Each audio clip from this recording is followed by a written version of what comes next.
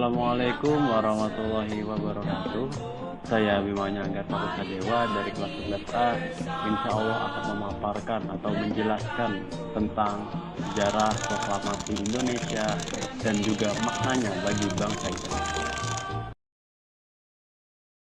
Bicara tentang sejarah singkat proklamasi, yang saya maksud singkat di atas bukannya singkat perjuangannya, namun saya akan menjelaskan secara singkat sejarah proklamasi itu sendiri.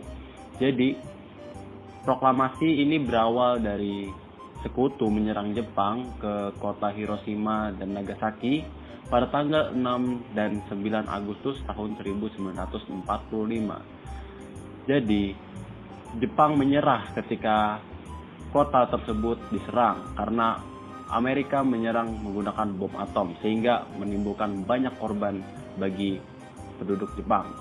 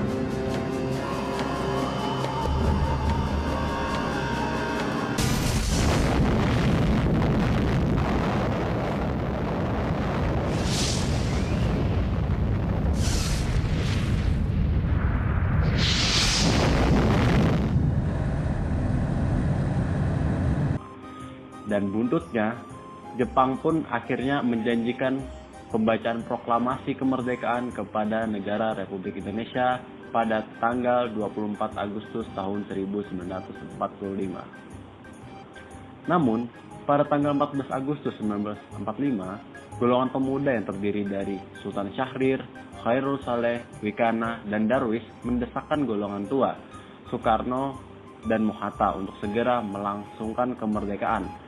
Tetapi menurut golongan tua, Indonesia harus memerlukan strategi yang matang agar tidak ada kendala untuk nantinya. Dan akhirnya kelompok muda atau golongan muda menculik Soekarno dan Hatta ke Rengas Dengklok, Karawang pada tanggal 16 Agustus tahun 1945. Pukul 3 WIB atau pukul 4 WITA. Mereka mendesak dan mempercepat kemerdekaan Indonesia. Lalu terjadilah persetujuan atau perjanjian dengan golongan tua yang diwakili oleh Soekarno, Mohatta, dan Mr. Ahmad Subarjo dengan golongan muda tentang kapan proklamasi akan dilaksanakan. Setelah melakukan kesepakatan antara golongan muda dan tua, diadakanlah pertemuan PPKI di Rumah Laksamana Maeda, Kepala Kantor Penghubung Angkatan Laut Jepang. Rumah ini dianggap aman karena beliau adalah Laksamana dari Jepang.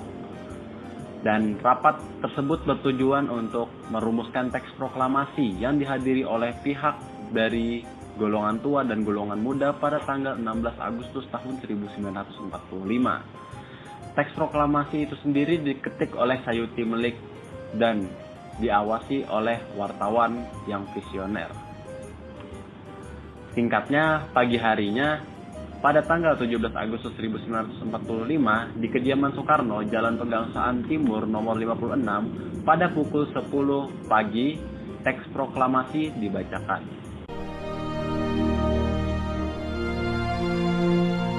Proklamasi. Kami, bangsa Indonesia, dengan ini menyatakan kemerdekaan Indonesia. Hal-hal yang mengenai pemindahan kekuasaan dan lain-lain diselenggarakan dengan cara saksama dan dalam tempo yang sesingkat-singkatnya. Jakarta, 17 Agustus 1945,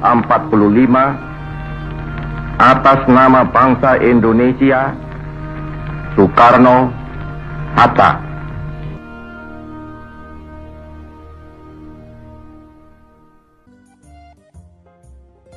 Makna proklamasi bagi negara Indonesia. Yang pertama adalah tanda lahirnya NKRI. Dengan ini, pada tanggal 17 Agustus tahun 1945, NKRI berhasil merdeka. Dan tentunya ini akan memunculkan banyak sekali visi misi yang ingin dilaksanakan oleh NKRI.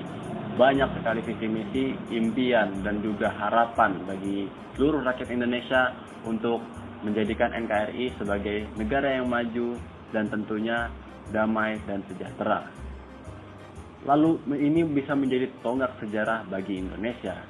Karena dengan sejarah ini kita bisa mengingat bahwa Indonesia merdeka bukan hanya karena sumbangan, namun Indonesia merdeka adalah hasil dari perjuangan, di mana sebelumnya dijajah oleh Belanda, lalu dijajah oleh Jepang.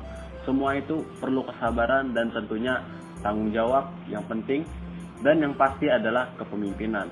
Dari kepemimpinan itu, Soekarno dan Hatta mampu menggerakkan seluruh para proklamator sehingga menjadikan kemerdekaan Indonesia menjadi lebih cepat dan tentunya lebih baik. Lalu lahirlah awal perjuangan baru. Kemerdekaan Indonesia menjadikan sebuah papan sejarah dan tentunya menjadi sebuah ingatan yang akan terbesit bagi bangsa Indonesia. Dengan sejarah ini kita bisa mengambil banyak manfaat dan tentunya menjadikan bahan-bahan untuk pertemuan ataupun perjamuan bagi negara lain dan tentunya bagi bangsa Indonesia itu sendiri. Lalu ada menaikkan martabat bangsa Indonesia. Menaikkan martabat bangsa Indonesia ini menjadikan mata dunia kepada Indonesia itu menjadi lebih baik. Karena sebelumnya Indonesia hanya dianggap tempat kecil karena mereka dijajah oleh bangsa-bangsa lain.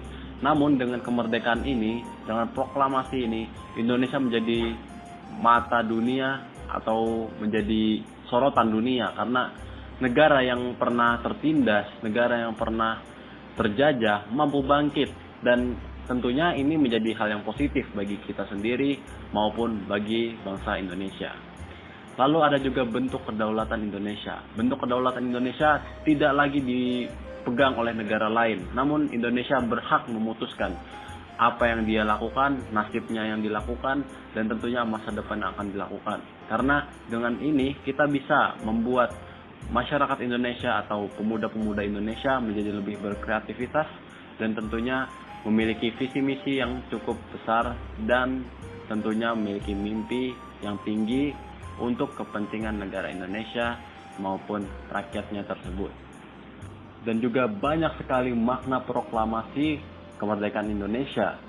Lalu ada juga sebagai alat untuk mencapai tujuan dan cita-cita bangsa Indonesia, puncak dari perjuangan bangsa Indonesia, sumber hukum bagi negara Kesatuan Republik Indonesia, awal pengakuan bangsa lain terhadap kemerdekaan Indonesia, pernyataan bahwa bangsa Indonesia memiliki kedudukan yang sama dengan bangsa lainnya.